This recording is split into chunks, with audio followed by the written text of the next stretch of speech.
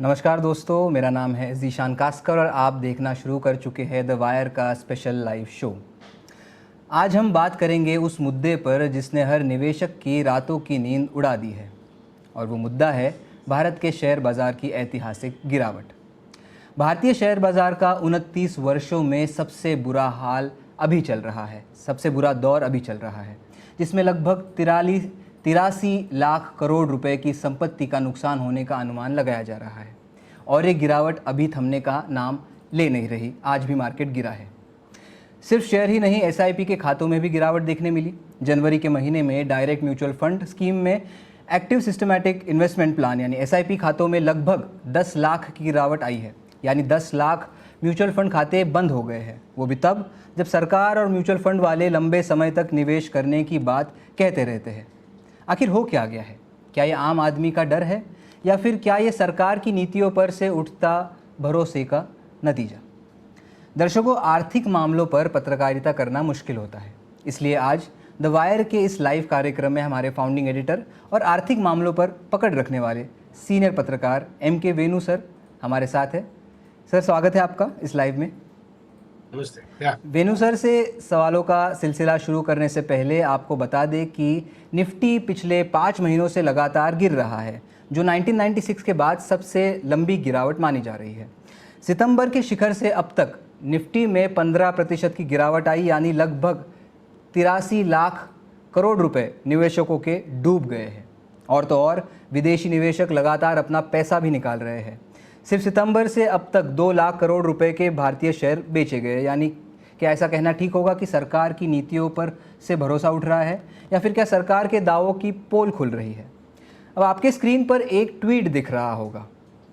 वेणु sir का ये tweet है जिसमें वो लिखते हैं कि दुनिया के अन्य बड़े शेयर बाजार जैसे कि डाउ जोन्स, S&P 500, यूरोप का डैक्स या FTSE 100, कोरिया का कॉस्पी और हांगकांग का हैंग सेंग इस दौरान नई ऊंचाइयों को छू रहे हैं। कुछ तो डबल डिजिट ग्रोथ में भी दिख रहा है, वो भी ट्रंप की नई टैरिफ नीतियों के बावजूद। तो क्या गड़बड़ है? सर, अभी आपको मैं इस डिस्कशन का पार्ट बनाना चाहता हूँ। सबसे पहला सवाल और सबसे ज़रूरी सवाल ये है कि भारतीय स्टॉक मार्केट में जो अभी गिरावट देखी जा रही है उसका आखिर कारण क्या है? क्या है, और उसी के साथ जुड़ा हुआ सवाल कि क्या ये सिर्फ एक टेम्पररी गिरावट है, या फिर आने वाले भविष्य में किसी गंभीर आर्थिक समस्या का ये एक इशारा है?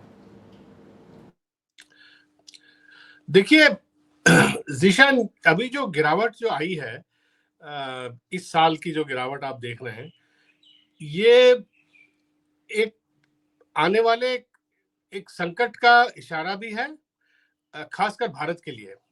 और जो भारत की जो अर्थव्यवस्था जो पिछले कई सालों से 5-7 सालों से जो आंकड़े बता रहे हैं कि जिस तरह लोगों के जो जो नीचे वाले जो तबके के जो लोग हैं, लोअर मिडिल क्लास और मिडिल क्लास, जो जो बॉटम 70% 80% ऑफ पॉपुलेशन वो कह लीजिए, जो कई सर्वेज बताते हुए ये हमें पिछले 2-3 सालों से कई सर्वेज हमें ये बता रही हैं, ये जिसमें सरकार का अपना भी आंकड़ा है, जो पीरियोडिक लेबर फोर्स सर्वे, कि बॉटम 70-75% लोगों की आमदनी बढ़ी नहीं है, और इस पे और उसके ऊपर जो महंगाई की मार है उस वजह से वो उनकी खरीदारी बहुत कम हो गई है। और ये बात लास्ट अक्टूबर में बड़े बड़े मल्टीनेशनल कंपनीज के और बड़ी और कंपनियों के सीईओज, जैसे राजीव बजाज हुए बजाज स्कूटर के, या नेस्ले के सुरेश नारायणन हुए, या मैरिको के हर्ष मारीवाला, इन्होंने भी कहना शुरू कर दिया था कि मध्यम वर्ग के लोगों के पास खरीदने के लिए पैसा नहीं है। और ये बात बिल्कुल ये एडमिट करी, सरकार ने भी एडमिट किया। इसी वजह से सरकार ने इस बजट में बहुत तामझाम के साथ बड़ा एक मिडिल क्लास के लिए एक टैक्स ब्रेक दिया, जो मेरे हिसाब से वो कोई बहुत बड़ा टैक्स ब्रेक नहीं था। 0.3% ऑफ GDP बनता है 1 लाख करोड़, और वो देर से आया और डैमेज हो चुका था तब तक। और उसके बाद बजट के बाद ये ट्रंप की जो पॉलिसीज जो धीरे धीरे जो डिटेल्स जो निकली ट्रंप के टेक ओवर के बाद, 16 जनवरी के बाद, तो ये सारी चीजें अगर आप मिला के देखें तो भारत का जो संकट है वो पहले से चल रहा था, अब और ज्यादा ट्रम्प के पॉलिसीज के चलते और अनसर्टेन हो गया है। मगर मुझे और आने वाले महीनों में मेरे हिसाब से ये साल जो है आपका, ये स्टॉक मार्केट के लिए ये वॉश आउट है। इस साल अब हमारे जो मध्यम वर्ग के जो लोग उनको इस साल आमदनी स्टॉक मार्केट से उनको रिटर्न नहीं मिलेंगी। अर्थव्यवस्था अब रिकवर करती है कि नहीं वो देखना है। मगर मुझे सबसे ज्यादा ताज्जुब इस बात का हो रहा है कि जो मार्केट जो मैंने ट्वीट में लिखा है, कोरिया का मार्केट हुआ, जी। हांगकांग का मार्केट, हैंगसेंग इंडेक्स हुआ, एफटीएसई 100, यूरोप के जो कई स्टॉक इंडेक्सेस हैं और अमेरिका के, वो बढ़ रहे हैं और उनमें कोई गिरावट नहीं आ रही। विंदर तो मुझे ऑन करना। ये इंडिया के लिए खास एक संकट का तो सर मोमेंट इसका है। इसका देखा जाए कारण क्या हो आगे सकता है? 3-4 महीनों में क्या होता है। सर दुनिया भर के अगर मार्केट्स स्टेबल है तो भारत में ये प्रॉब्लम क्यों हो रही है? भारत में ये जैसे मैंने बताया, भारत की जो प्रॉब्लम है वो एक पेक्यूलियर प्रॉब्लम है, क्योंकि भारत की जो अपनी जो वीकनेसेस है आर्थिक व्यवस्था में, जो वीकनेसेस है वो जिसे अर्थशास्त्री स्ट्रक्चरल वीकनेस बताते हैं। तो इंडिया का जो स्ट्रक्चरल वीकनेस है निशान, वो पिछले 4-5-6 महीनों में वो ग्लोबल जो एफआईआई इन्वेस्टर जो है फॉरेन, उसको भी ये बात समझ में आई है कि इंडिया में के डोमेस्टिक इकोनॉमी में कुछ प्रॉब्लम है। क्योंकि वो इस बात को विश्वास करते हुए आ रहा था, पिछले 3-4 साल में इंडिया अच्छा कर रहा था, इंडियन स्टॉक मार्केट और स्टॉक मार्केट्स के प्रति अच्छा रिटर्न दे रही थी। और जो मैंने और स्टॉक मार्केट जिसका जिक्र किया अपने ट्वीट में, इंडिया उनके प्रति तुलना में अच्छा कर रही थी। मगर वो अच्छा इसलिए कर रही थी क्योंकि एक नैरेटिव बिल्ड हुआ और कि इंडिया एक लार्जेस्ट ग्रोथ, दुनिया में सबसे ज्यादा ग्रोथ प्रोड्यूस कर रहा है। और खासकर वो नैरेटिव दैट कि कोविड के बाद 2022 के बाद नरेंद्र मोदी सरकार ने, आपको याद होगा, बहुत कोविड के बाद बहुत स्ट्रक्चरल रिफॉर्म्स, बड़े सारे वायदे किए, बड़े सारे दावे भी किए कि किस तरह सप्लाई साइड रिफॉर्म्स होंगी, और की करने की कोशिश भी करी। मगर उनका कोई आगे चल के हमने जब देखा economic growth, after all proof of the pudding is in its eating, right? So economic growth में जब वो कन्वर्ट नहीं हुआ, तो धीरे धीरे एफआईआईज भी समझने लगी कि कुछ प्रॉब्लम है। और खासकर 2022 के बाद 2023 और 24 में ये दावा किया गया कि अब इंडिया का ग्रोथ जो है पूरा फंडामेंटल बेसिस पे और पूरे स्ट्रक्चरल रिफॉर्म्स के चलते और उनको इम्प्लीमेंट करते हुए अब ये 7% ग्रोथ, 7.5% अगले कई साल कहीं नहीं गया ये ग्रोथ, और ये इंडिया को मिलेगा ही मिलेगा। उसके चलते जब अक्टूबर क्वार्टर में जब एकदम से जो जीडीपी ग्रोथ का गिरावट आया, जो 5.4%, उसके चलते फॉरेन इंस्टीट्यूशनल इन्वेस्टर्स को भी थोड़ा सा शक होने लगा कि इंडिया का जो ग्रोथ स्टोरी है इसमें ये कितना पुख्ता है, इसमें इसके लेग्स कितने स्ट्रांग है। तो उसके चलते उसके थोड़ा सा डाउट पैदा हुआ और धीरे धीरे फॉरेन इंस्टीट्यूशंस ने विड्रॉ करना शुरू किया अक्टूबर से। जैसे आपने बताया, ये पहली बार ही हुआ है 28 साल में कि 5 महीने लगातार नेगेटिव, हर महीने नेगेटिव ग्रोथ हुआ है स्टॉक मार्केट का। और इसके अलावा एक और मैं आंकड़ा देता हूं जिशान आपको, इस फाइनेंशियल ईयर में 2024-25 में $25 बिलियन नेट एफआईआईज ने खरीद के पैसा बाहर ले गए हैं। $25 बिलियन, आप सोचिए, 2,12,000 करोड़ अभी इस फाइनेंशियल ईयर में, अभी मार्च 31 बचा है, अभी तक 2,12,000 करोड़। पूरे 2008-9 में जबकि ग्लोबल स्टॉक्स की जो गिरावट आई थी, मेल्टडाउन हुआ, हाउसिंग क्राइसिस, सबसे बड़ा क्राइसिस जो यूएस से शुरू हुआ, पूरे दुनिया को घेरा उस क्राइसिस ने, सब जगह मार्केट्स की गिरावट। उस साल भी आप अगर अभी के सिचुएशन से तुलना करें इस फाइनेंशियल ईयर से, 8-9 में भी $14 बिलियन ही FIIs लेके गई थी, हालांकि मार्केट काफी गिरा था तब, अभी से ज्यादा गिरा था, मगर इस बार ही $24 बिलियन निकाल के गई है। तो आप सोचिए $10 बिलियन ज्यादा निकाल के ले गई है।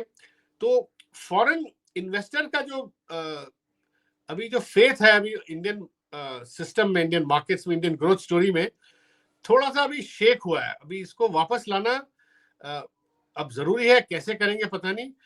मैं तो ये कहूंगा कि मोदी जी के पिछले 10 साल के कार्यकाल में जो जितने भी दावे किए गए हैं, खासकर पिछले 5 साल में, वो उन दावों पे और उन वायदों पे अभी मोदी जी को खरा उतरना जरूरी है। अभी तो 5 ट्रिलियन इकोनॉमी जो 2022 तक करना था वो अभी तक हुआ नहीं। 24 बोला, 24 तक भी नहीं हुआ।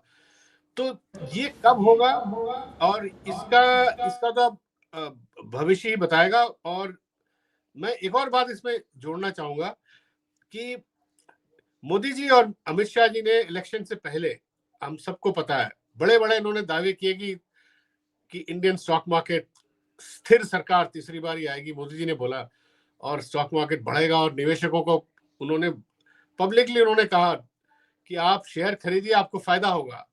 तो आप सोचिए उन दावों का क्या हुआ। आप वैसे तो कभी प्रधानमंत्री या कभी गृह मंत्री इस तरह का बयान देते नहीं है।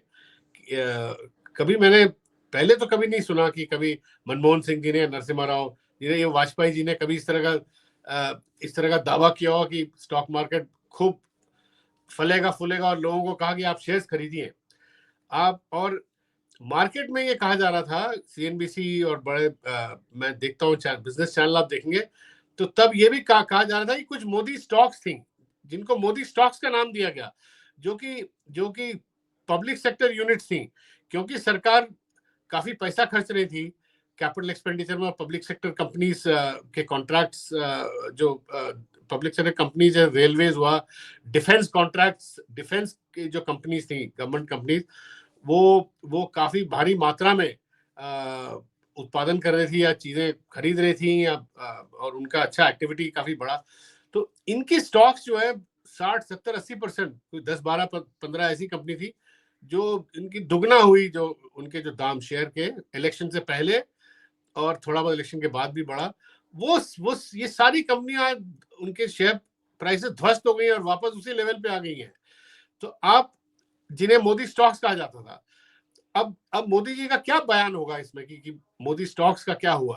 तो और कई निवेशकों ने जी मैं कब शेयर्स को खरीदा है। सर, आपने अभी आपके बयान में बहुत अच्छे से हमें एक्सप्लेन किया। 3 मुझे लगता है आपने ज़रूरी पॉइंट्स बोले। सबसे पहली बात कि ये मेल्टडाउन जो हो रहा है उसका अंदाज़ा निवेशकों, जो बिज़नेस, बड़े माइंड्स है बिज़नेस के देश में, बजाज का जैसे आपने नाम लिया, उन्होंने पहले से ही प्रेडिक्ट किया था।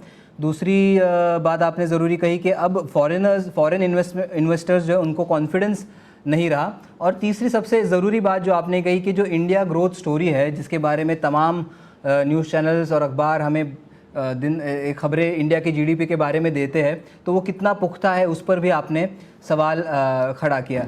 सर, अगला सवाल मैं आपसे पूछना चाह रहा हूँ। स्टॉक मार्केट को अक्सर कहा जाता है कि ये अर्थव्यवस्था के भविष्य को प्रेडिक्ट कर सकता है, तो क्या इस गिरावट का मतलब ये है कि भारत की अर्थव्यवस्था आने वाले समय में और बुरी हालत में जा सकती है? सर देखिए, मेरा मानना है जिशान कि ये जो गिरावट आई है, ये इंडिया की अर्थव्यवस्था के लिए एक वेकअप कॉल है। मैं ये नहीं कहूंगा कि अर्थव्यवस्था बिल्कुल खराब आने वाले समय में बिल्कुल और चरमरा जाएगी और बिल्कुल खराब हो जाएगी या खत्म हो जाएगी। मैं ये कहूंगा कि जो सपने और जिस तरह के जो सरकार ने जो अपने कार्यकाल में, जो पिछले 5-10 साल में जो मोदी जी की सरकार ने, जो मोदीनॉमिक्स जिसे कहा जाता है, जो जिस तरह का इन्होंने नैरेटिव या पिक्चर पेंट किया था कि भारत एक बहुत ही सबसे तेजी से आगे बढ़ेगा और चाइना के साथ गैप अपना कम करेगा अगले 5 साल 10 साल में, वो मुझे होता हुआ नजर नहीं आ रहा। और ये एक बहुत बड़ा करेक्शन है। और अब फॉरेन इन्वेस्टर अब ये मान के चल रहे हैं कि इंडिया का जो ग्रोथ है वो एक नॉर्मल बिजनेस एज यूजुअल जैसे पहले चलता था वैसे ही चलता रहेगा। 5.5-6% ग्रोथ जैसे होता है वैसे होता रहेगा। और इसमें कोई कोई बहुत ही कोई स्पेशल कोई अर्थव्यवस्था में कोई स्पेशल स्टोरी नहीं है, कोई खास बात नहीं है इस अर्थव्यवस्था में जो पहले कहा जा रहा था और दावा किया जा रहा था। सर लग रहा है आपकी बातों से कि हम एक ऐसी राह पर है जहाँ पर मतलब एक बहुत क्रिटिकल जंक्चर पे हम खड़े हैं, तो यहाँ पर एक सरकार को आगे चल के सही स्टेप्स लेने पड़ेंगे। अगला सवाल सर आपसे ये है कि जो आपने जिसका जिक्र स्टार्टिंग में भी शुरुआत में भी किया था, एक और बड़े विदेशी फैक्टर की बात हो रही है, ये डोनाल्ड ट्रंप के नए टैरिफ्स और विश्व व्यापार में हो रही हलचल का इस गिरावट से क्या संबंध है सर? क्या ये एक पूरा ग्लोबल पॉलिटिक्स का नतीजा भारत पे हो रहा है या मतलब ये भारत की ही खामियों का नतीजा है? देखिए जो ट्रंप दर्शकों को ये भी बता दूं कि पिछले हफ्ते ही ट्रंप ने अनाउंस किया था कि जब मोदी जी के साथ उनकी प्रेस कॉन्फ्रेंस हुई थी कि वो रेसिप्रोकल टैक्स भारत पर लगाएंगे, यानी कि जिस प्रकार से भारत अमेरिका को टैक्स करता है उसी तरीके से अमेरिका भी भारत को टैक्स करेगा, और इस वजह से शायद विदेशी कंपनियां अब भारत से अपना इन्वेस्टमेंट निकाल रही है। सर आपको क्या लगता है, क्या ट्रंप के इस निर्णय की वजह से ये गिरावट देखने मिल रही है? हालांकि आपने उसका उत्तर दिया था, फिर एक सके। नहीं, मैं थोड़ा विस्तार में बताता हूँ कि जो ट्रंप का जो इलेक्शन जो हुआ ट्रंप का, और ट्रंप ने भी बड़े बड़े वायदे किए हैं और बड़े दावे भी किए हैं। और ट्रंप ने कहा है कि अमेरिका में को दोबारा एक मैन्युफैक्चरिंग पावर बनाएंगे और अमेरिका में कंपनियों को बहुत बड़े बड़े इंसेंटिव्स दिए जाएंगे, डीरेगुलेशन होगा, ईज ऑफ डूइंग बिजनेस होगा, कॉर्पोरेट टैक्स अमेरिका में 15% हो जाएगा। और इन सब बातों को के चलते जो अमेरिकन कैपिटल और भी जो ग्लोबल कैपिटल है वो वापस अमेरिका की तरफ जा रहा है, और ये हम पिछले 1-2 महीने से देख रहे हैं, 2-3। और इससे बाकी सब अर्थव्यवस्थाओं को उनको भी फर्क पड़ रहा है। भाई चाइना से भी जा रहा है वापस अमेरिका, कोरिया से भी वापस अमेरिका कैपिटल जा रहा है, ब्राजील से भी जा रहा है, और भी जो विकसित और भी विकसित देशों, यूरोप से भी जा रहा है वापस, विकासशील देशों से भी जा रहा है, जो डेवलपिंग कंट्रीज। मगर वहां की अर्थव्यवस्था, जैसे मैंने पहले कहा, वहां की स्टॉक मार्केट अभी चरमरा ही नहीं है, अभी वो बढ़ ही रही है, और वहां पे कोई गिरावट नहीं आई पिछले 2 महीनों में। और दूसरा, ट्रंप, अब देखना है कि ट्रंप टैरिफ कितना लगाते हैं। कुछ देशों पे तो उन्होंने अनाउंस कर दिया, चाइना पे 10%, कनाडा और मेक्सिको पे 25%। इंडिया का उन्होंने अभी तक बताया नहीं है। इंडिया का कह रहे हैं कि अभी 2 अप्रैल या 3 अप्रैल तक बताएंगे। और कुछ लोग ये अनुमान लगा रहे थे कि इंडिया पे भी एक जनरल टैरिफ 25-30% के आसपास का लग सकता है। ये फाइनेंशियल टाइम्स का एक आंकलन है जिसमें उन्होंने कहा है कि शायद 30% के आसपास, 25 और 30 के बीच में। तो सर उसके चलते भी थोड़ा सा इंडियन एक्सपोर्ट्स जो है, थोड़े इंडियन जो कई सेक्टर है जिनको इफेक्ट करेगा, वो थोड़ी घबराई हुई है। ऑटो सेक्टर घबराई हुई है, थोड़ा सा फार्मा सेक्टर जो हमारा एक्सपोर्ट्स यूएस में जाता है, क्योंकि हमारा यूएस के साथ, यूएस ही ऐसा एक देश है जिसके साथ हमारा एक ट्रेड सरप्लस है। तो कई जो इंजीनियरिंग गुड्स हैं, तो अभी उसके लिए हमें इंतजार करना पड़ेगा। मगर अभी डर है लोगों में, इस डर की वजह से भी मार्केट थोड़ा सा, मेरा मानना है कि अगले 3-4-5 महीने थोड़ा सा साइडवेज चलेगा, थोड़ा सा इस मार्केट फ्लैट रहेगा। मगर उससे बड़ी समस्या ये है कि जब तक ट्रंप की पॉलिसीज का पूरा अंदाजा नहीं होता लोगों को कि असली में क्या कर रहे हैं, तब तक मेरे को ये डर ये है कि विदेशी निवेशक जो हैं, एफआईआई जो स्टॉक मार्केट में इन्वेस्ट करते हैं, और एफडीआई भी जो ग्रीनफील्ड जो बड़े इन्वेस्टमेंट्स लाते हैं हमारे देश में, वो सब तब तक केवल अमेरिका से नहीं और जगह से भी, जब तक लोगों को ट्रंप के जो टैरिफ्स का और ट्रंप की जो इकोनॉमिक पॉलिसीज का पूरा अंदाजा नहीं होगा और पूरा उसका जो इफेक्ट क्या है, तब तक पूरा समझ नहीं पाएंगे लोग। जो बड़े निवेशक जो मैं कह रहा हूँ पूरे दुनिया में, चाहे वो अमेरिका में हो, चाहे यूरोप में हो, कहीं पे भी हो, चाइना पे हो, वो भारत में अब तब तक निवेश नहीं करेंगे। तो इसीलिए मैं कह रहा हूं कि ये जो साल है, ये एक तरह से जिसे मैं एयरप्लेन का आपको वो दे रहा हूं एनालॉजी की, सीट बेल्ट रफ राइड है और सबको सीट बेल्ट बांध के अगले 4 5 6 महीने बिल्कुल कस के बैठना पड़ेगा। और इसका इम्पैक्ट क्या होगा हमें शायद ईयर एंड या अगले साल के शुरू में ही पता लगेगा। और इंडिया ऐसे मोड़ पे है, इंडिया के लिए ये गलत टाइम पे ये सब चीजें हो रही है, क्योंकि इंडिया ने एक बजट पेश किया जिसके तहत इंडियन गवर्नमेंट और भारत की सरकार ये सोच रही थी कि इस बजट से कंज्यूमर डिमांड को उठाया जाएगा और थोड़ी जीडीपी ग्रोथ को एक बहुत बड़ा बूस्ट मिलेगा। वो सारी प्रोसेस जो है अगर वो हो रही होती तो वो डिले हो जाएंगी, ये मुझे डर है।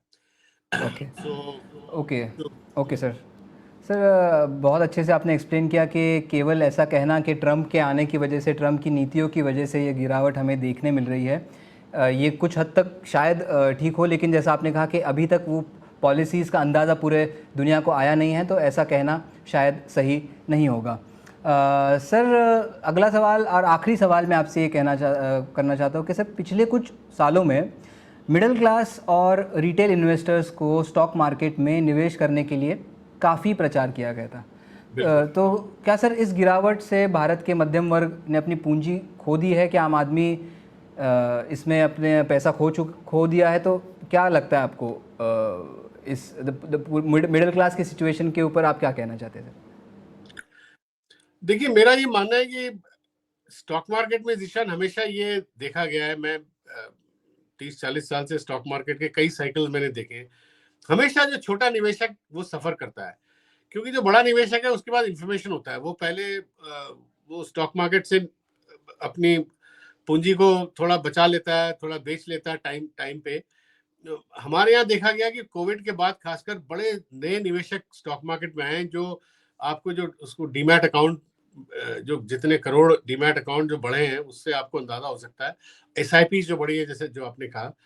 तो आज की तारीख में ज्यादातर लोग स्टॉक मार्केट में निवेश करके फंस गए हैं, और कई लोगों ने तो, ये तो आरबीआई के आंकड़े बताते, कई लोगों ने बैंकों से लोन लेके उन्होंने मार्केट में इन्वेस्ट किया, वो तो बिल्कुल ही फंस जाएंगे, क्योंकि उनको बैंक का वो भी लौटाना पड़ेगा।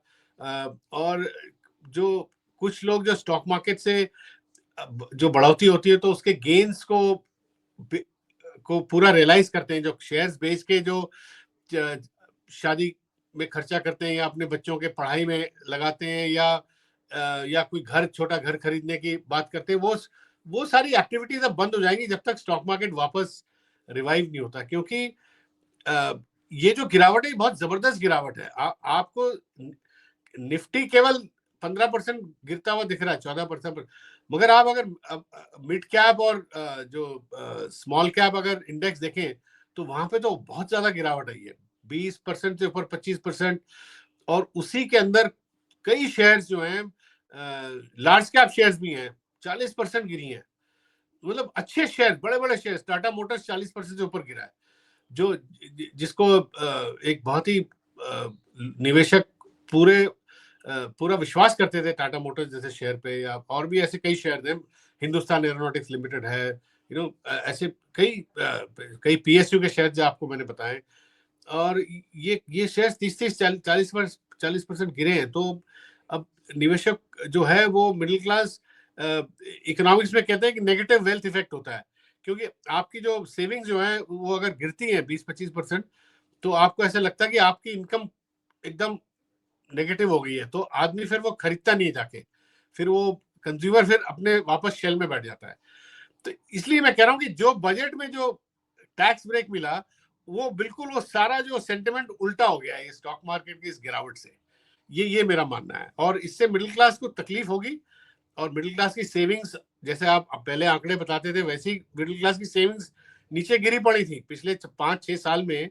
हाउस होल्ड जो सेविंग्स रेट थी वो जीडीपी का 2 परसेंटेज पॉइंट्स नीचे गिरा हुआ था, 5% से मेरे ख्याल 5.5-6% या 5.5% से 3.5% ऐसे कुछ नीचे आ गई थी।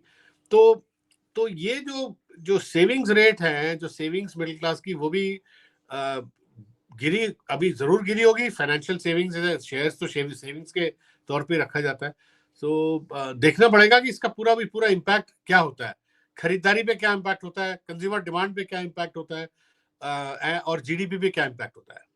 तो जो सारी जो समस्या जो हिंदुस्तान की अर्थव्यवस्था की जो थी पिछले 5-6 साल में, की जो इनकम जो थी मिडिल क्लास की, वो ना बढ़ने की वजह से और इन्फ्लेशन की वजह से वो खरीदारी नहीं कर रहे थे, वही उस पे और थोड़ा झटका लग सकता है, लगा है अभी पिछले इस गिरावट से, और आगे 4-6 महीनों में और झटका लग सकता है।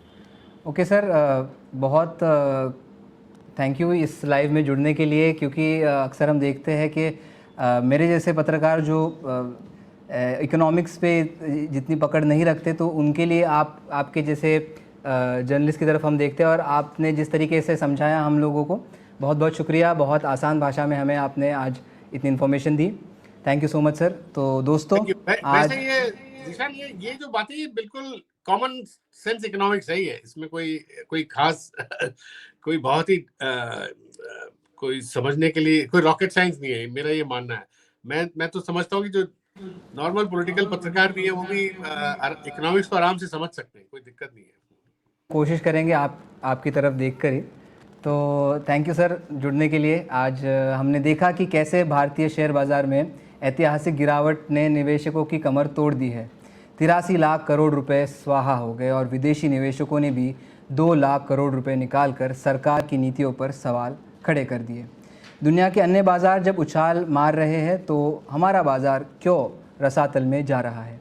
क्या सिर्फ बाहरी कारणों का नतीजा है, या फिर हमारी सरकार की आर्थिक नीतियों में ही कोई खोट है? और तो और आम आदमी का भरोसा भी डगमगाने लगा है। एसआईपी खातों में 10 लाख की गिरावट इस बात का सबूत है। क्या ये सिर्फ बाजार की अस्थिरता है, या फिर सरकार के उन दावों की पोल खुल रही है जिनमें सब चंगा सी का राग आलाप जाता था? क्या सरकार वाकई में आम आदमी की परवाह करती है, या फिर ये सिर्फ चुनावी जुमले थे? इन सवालों के जवाब हमें ढूंढने होंगे, और सरकार को भी इन सवालों का जवाब देना होगा, क्योंकि ये सिर्फ शेयर बाजार की बात नहीं है, देश की अर्थव्यवस्था और आम आदमी के भविष्य का सवाल है। आप देख रहे थे द वायर का लाइव शो। मेरा नाम है ज़ीशान कासकर। धन्यवाद।